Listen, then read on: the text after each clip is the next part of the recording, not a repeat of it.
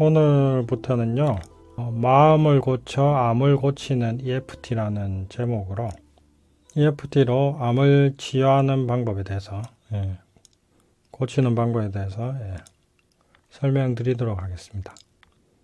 지금부터 할 내용은 오늘 꽤 많은 내용이라서 여러 주에 걸쳐서 하게 될 것 같은데요.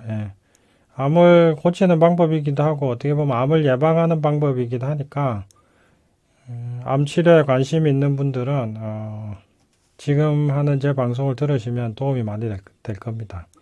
암 환자는 어디에나 있으니까 다들 관심이 많을 거라고 생각하고요.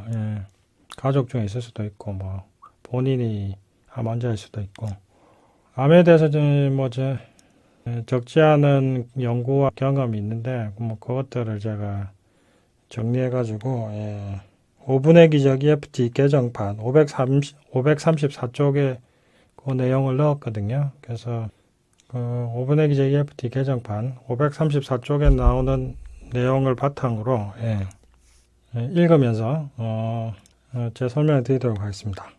5분의 기적 EFT 개정판 534쪽 암보다 암 스트레스로 죽는다. 자, 읽으면서 중간중간 필요한 건 보충 설명 드리겠습니다. 거의 30년 동안 암 환자를 봐온 암 전문의는 이렇게 말한다. 전문의로 28년간 암 환자를 봤지만 암 자체로 죽은 환자는 딱 한 명이었다. 다들 과도한 스트레스와 영양실조로 죽는다. 암 자체보다는 암으로 인한 자포자기와 절망이 더 무서운 병이다. 암 때문에 무서워서 다들 굶어 죽는다. 말기암은 죽음이라는 공포 때문에 환자들은 과잉 치료를 받거나 민간요법에 매달리거나 아예 절망하고 치료를 포기한다. 요거는 최일봉이라는 암 환자 전문의가 쓴 책에 나오는 내용인데요. 이 책이 나온 지 꽤 오래됐으니까 이제는 30몇 년 됐을 것 같은데 이분 경력도. 여기서 중요한 게 뭡니까? 암보다는 암에 대한 두려움 때문에 죽더라. 이게 중요합니다. 28년 동안 암 환자를 봤는데 암 자체로 죽은 환자 딱 한 명 봤다. 나머지 너무 스트레스 받고 영양실조 때문에 죽더라. 자, 이게 중요합니다. 아시겠죠? 그는 또 3기 또는 말기암이라는 진단이 주는 공포와 스트레스에 대해서도 말한다. 말기암은 병의 분류 방식일 뿐이다. 누구나 몸에서 암세포가 생긴다. 다만 50억 개에 이르는 자연살해세포라고 불리는 면역세포가 막 생긴 암세포를 찾아서 죽인다. 암세포가 10만 개 미만이면 잠복암이고 이 수를 넘어서면 암으로 성장한다. 보통 진단이 가능한 시점까지 성장하는 데에는 2, 3년이 걸린다.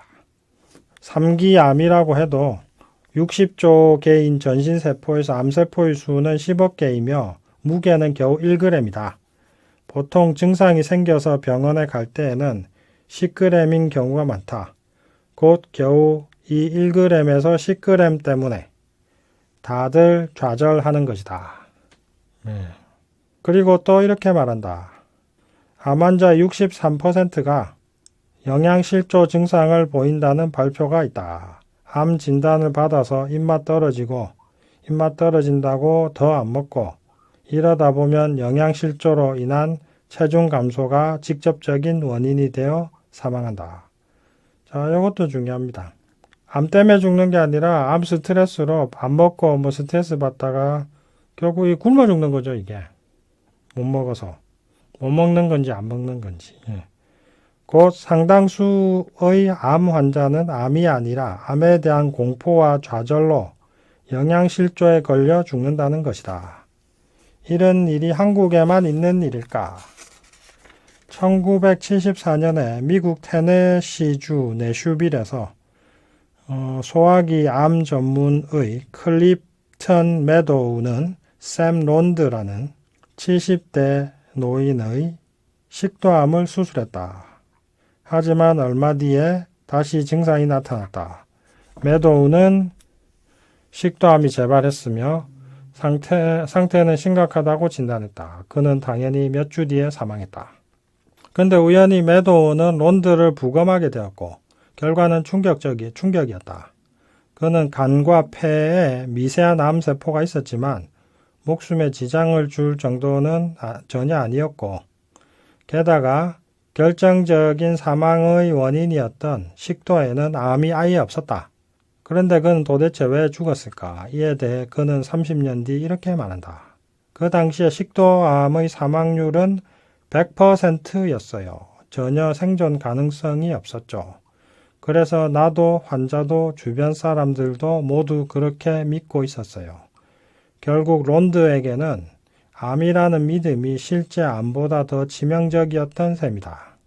매도우는 이 일 이후로 30년 내내 자신이 론드를 죽겠다는 생각에 시달렸다. 내가 그의 희망을 꺾지 않았더라면 그는 결코 죽지 않았을 거예요. 자, 이거 중요합니다. 내가 그의 희망을 꺾지 않았더라면 그는 결코 죽지 않았을 거예요. 그래서 암이라는 것은 어떻게 보면은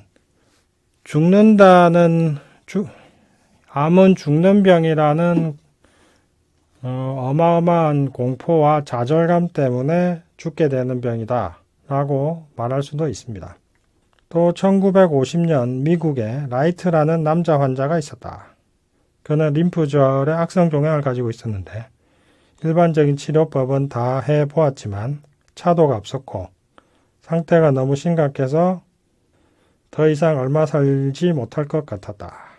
그의 목, 겨드랑이, 가슴, 복부, 사타구니 등에는 오렌지 크기의 암덩어리가 튀어나와 있었고 산소 마스크를 낀 채로 날마다 2리터 이상의 복수를 빼내야 할 정도였다. 심각하네요. 예.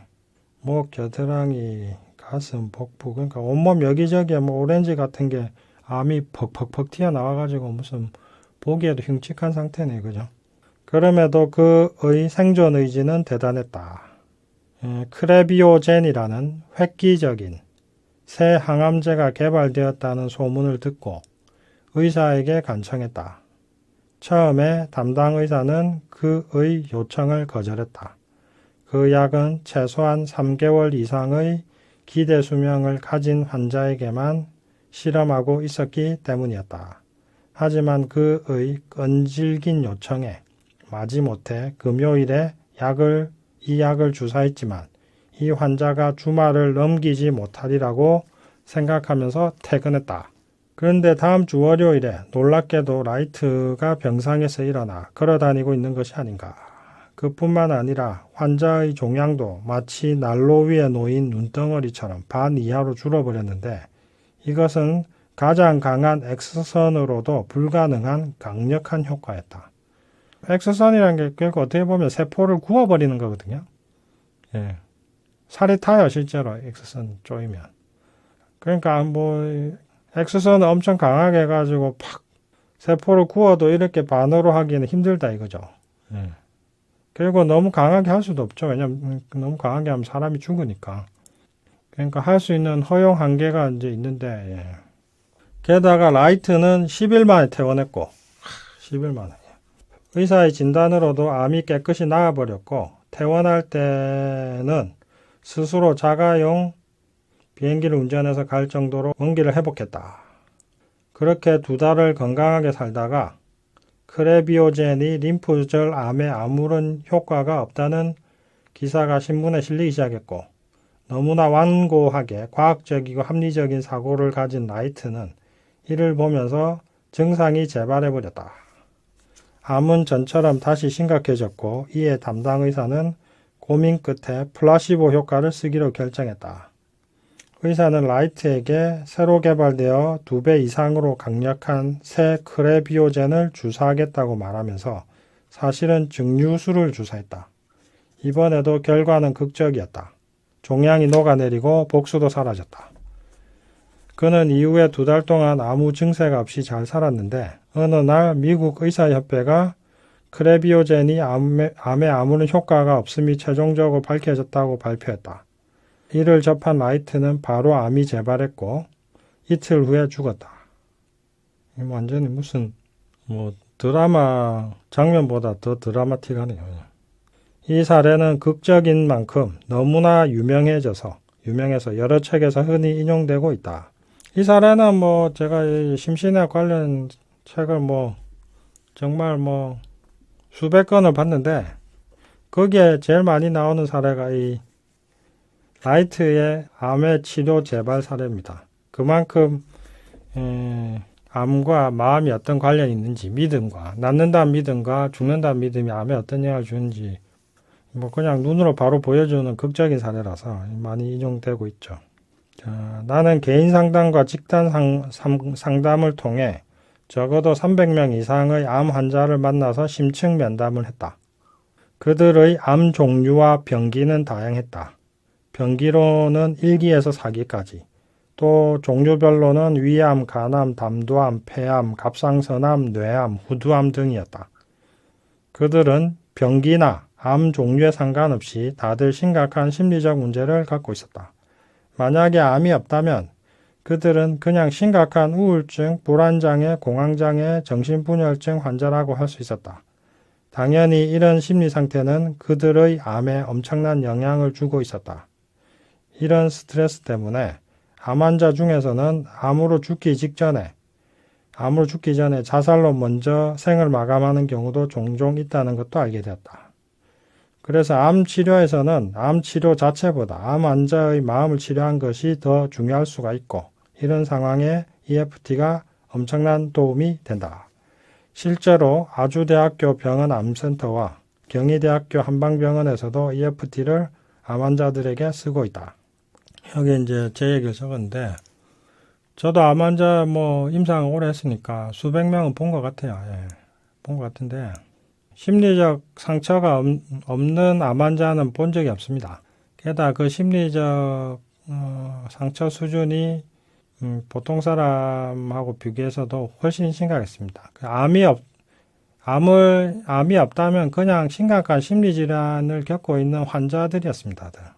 불안장애, 트라우마, 우울증, 화병에 온갖 심각한 심리적 문제 다 갖고 있더라 이거죠. 그런 상태에서 암이라는 진단을 받으면 암이라는 그 트라우마가 또 생깁니다. 게다가 치료 과정에서 또 어마어마한 트라우마를 겪습니다. 이게 참 문제가 되죠. 그래서 병원 가면 암 자체 치료에 엄청 집중하는데 암세포 커졌냐 줄었냐, 그 병에 걸린 환자의 심리 상태는 케어가 잘 안 됩니다. 너무 힘들다 하면 정신과를 보내서 그냥 우울증 약이나 불안증 약이나 먹고 이런 건데 그게 지금 답이 있는 게 아니죠. 자, 일단 이렇게 해서 암과 특히 그 중에서도 암이라는 병이 주는 스트레스와 암의 치료 결과에 대해 설명됐고, 그 다음에 539쪽 암과 마음은 어떤 관련이 있는가? 암과 마음은 어떤 관련이 있는가? 소제목입니다. 암에 걸리면 반드시 죽는다고 생각함으로써 드는 좌절감이 몸에 미치는 영향력은 엄청나다. 사이언스 1982년 4월호에는 긍정심리학으로 유명한 셀리그만 등이 발표한 논문이 실렸다. 이 논문의 실험에서 그들은 암에 걸린 쥐를 두 무리로 나누어 전기 자극을 주는 실험을 했다. 한 무리는 전기 자극을 받으면 우리를 탈출할 수 있었지만 다른 무리는 빠져나갈 수 없었다. 두 무리 다 같은 양의 전기 자극을 받았고 유일한 차이는 탈출 여부였을 뿐이었다. 일정 시간의 시험이 끝난 뒤에 결과를 분석해 보니 탈출할 수 없어서 절망감에 빠졌던 쥐는 탈출할 수 있어서 희망을 갖게 되었던 쥐에 비해 평균적으로 암에 대한 면역력이 절반밖에 되지 않았고 사망률도 2배로 높았다. 또 탈출이 가능했던 쥐들은 63%, 탈출이 불가능했던 쥐들은 겨우 27%, 대조군으로 전기 자극을 받지 않은 쥐들은 54%가 암에서 회복되었다. 결국 좌절감이 암에 대한 면역력에 큰 영향을 미쳤던 것이다. 이게 참 중요하죠. 자, 암에 걸린 쥐를 이제 두 무리로 나눠가지고, 사실은 뭐, 세 무리죠. 왜냐면 대조군 실험이 있기 때문에. 좌절감을 경험한 쥐, 탈출할 수 없어서 좌절감을 경험한 쥐, 탈출할 수 있어서 자신감을 갖게 된 쥐, 아니면 아무것도 안 한 쥐. 예. 이렇게 세 집단이 있는데, 이 재밌는 게, 좌절감에 빠진 쥐들은 암이 낫는 비율이 27%, 탈출할 수 있었던 쥐, 희망과 자신감을 경험한 쥐는 63%. 그러니까 거의 2배 이상이죠. 근데 이거하고 뭐 좌절감도 희망도 아무것도 경험하지 못한 쥐는 54%. 여기서 이제 중요한 게 나오는데, 결국 그 희망, 자신감을 갖게 된 쥐들은 일단 트라우마를 경험한 거잖아요. 예. 그 뭐 우리에 갇혀가지고. 근데 그 트라우마를 겪었음에도 불구하고 탈출했다는 그 희망, 자신감 때문에 오히려 스트레스를 받지 않은 쥐보다 오히려 더 암 치료율, 회복률이 더 높더라 이거죠.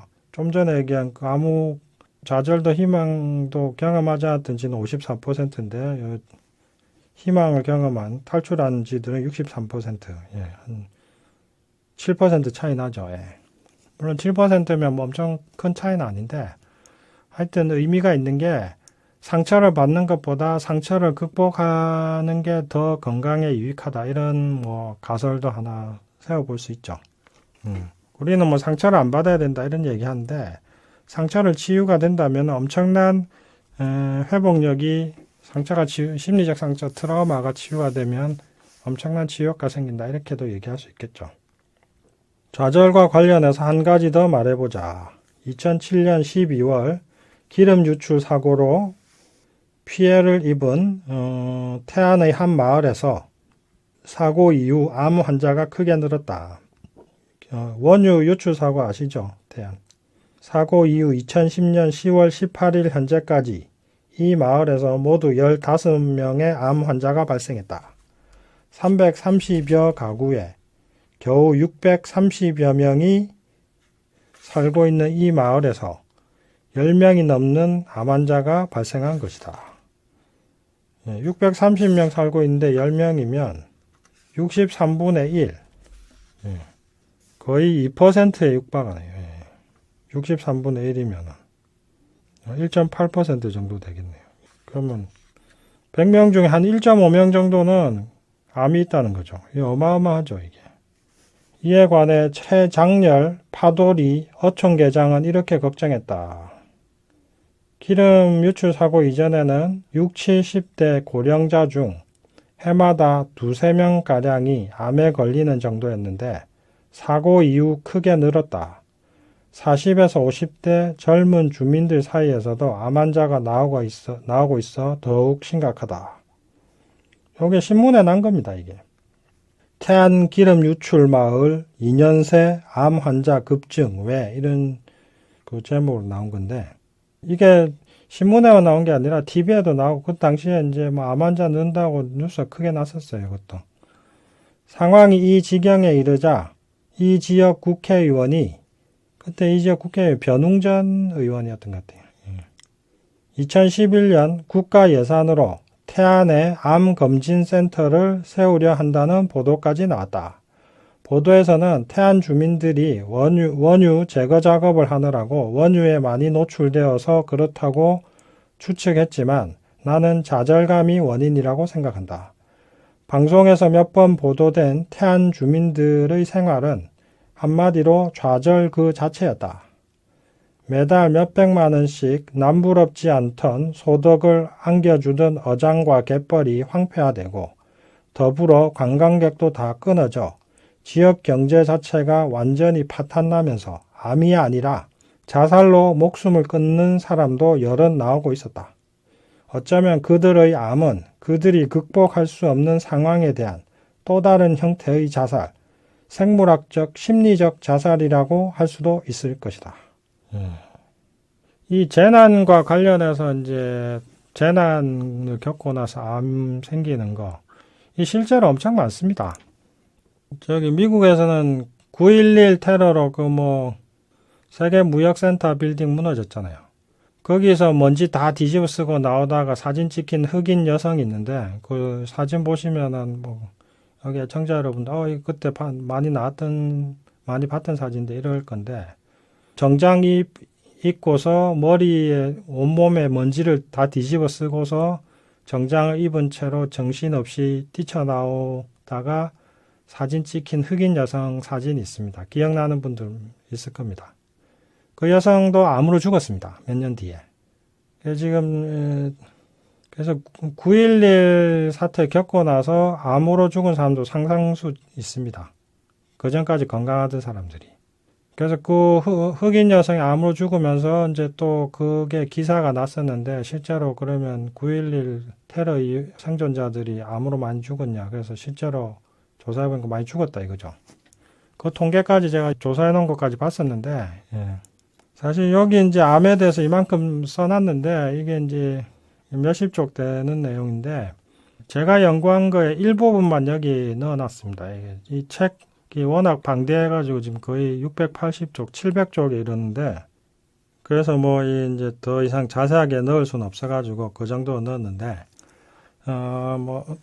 시간 나는 대로 또 이제 암에 대해서 제가 다시 단행본을 쓸 생각입니다. 그래서 준비는 하고 있는데, 이거 말고도 지금 제가 써야 될 책이 워낙 많아가지고, 시간 나는 대로 진료도 해야죠. 강의도 해야죠. 여기 와서 방송도 해야죠. 시간 나는 대로 저도 야가 생활도 해야죠. 이게 200년을 살아도 제가 하고 싶은 걸 다 못할 것 같은데, 하여튼 그렇습니다. 이 암에 대해서는 워낙 다룰 게 많고, 이제 자료도 많고, 이제 그런 걸 정리해야 될 게 많아가지고, 시간이 나는 대로 더 단행본을 더 넣고, 그 암 환자들을 위한 또 EFT도 좀 더 보충해서 넣고 해서 다시 써야 되지 않을까 생각하는데, 그 전에라도 제 방송을 통해서 이제 암을 고치려면 마음을 고쳐야 되는 이유를 이제 한번 잘 이해해 보시라고 이렇게 방송을 하는 겁니다. 하여튼 오늘 암과 마음의 관계에 대해서 이제 크게 두 가지를 말씀드렸는데, 암이 주는 공포, 암과 두려움의 관계, 공포, 죽는다는 두려움. 그 다음 두 번째는 좌절감, 살면 뭐하냐 하는 좌절감. 이 두 가지 설명드렸거든요. 하여튼 할 건 되게 많습니다. 그 태안 주민들 그때 그래서 제가 관심 있어 쭉 찾아봤는데, 생각해 보십시오. 예를 들면 330가구 630명이 실업자가 된 겁니다. 갑자기. 그리고 이 어촌이 제법 돈을 잘 벌더라고요. 물고기 잡고 이러면은 웬만한 도시 샐러리맨 이상을 돈을 벌거든요. 한 달에 몇백씩은 버는데, 그리고 이건 가족 노동이잖아요. 누구든 할머니도 몸만 움직일 수 있으면은 나가서 조개도 캐고 이러면은 한 달에 하다못해 100만 원이라도 벌기 때문에, 그래서 온 가족들이 나가서 벌고, 그 다음에 그 자연이 주는 그 안정감, 이런 것들이 어마어마한데, 그게 자연은 갑자기 쓰레기장이 돼버리고, 온 주민들이 갑자기 실업자 돼가지고, 암뿐만이 아니라 자살률도 엄청 올라갔어요. 원래 자살하지도 않던 동네인데, 이것 때문에 자살도 여러 명 하고. 자, 이 좌절감이 결국 이 암을 일으키는 주 원인이 된 겁니다. 그게 제 해석입니다. 일단 오늘 여기까지 하시고요. 다음 주에 또 이어서 하도록 하겠습니다.